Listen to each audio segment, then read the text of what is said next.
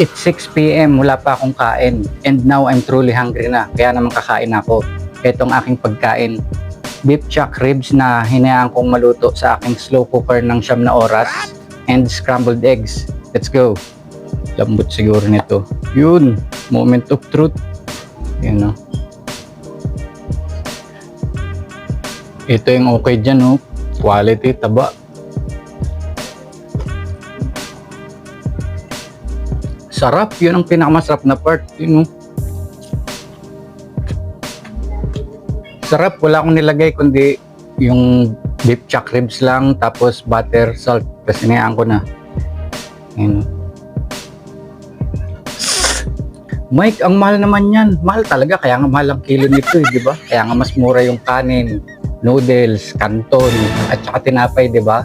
Pero tatandaan mo, ito yung pinaka-nutrient dense na pagkain. Tapos sa binili ko na to, 2 ng products yung nabili ko dahil ito nutrient dense na pag kinain ko. Tapos yung buto, pwede ko pagawing bone broth, di ba? Ganun yun.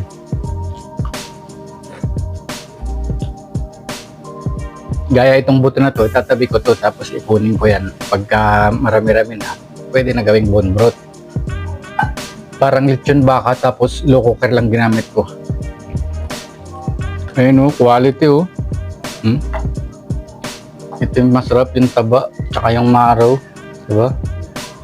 Quality, ang laki niya nung niluto ko siya. Tapos siyempre, ikaw ba naman lutuin ng matagal, liliit ka talaga. Ayun, tragis nga yan, sub-sub tayo dyan.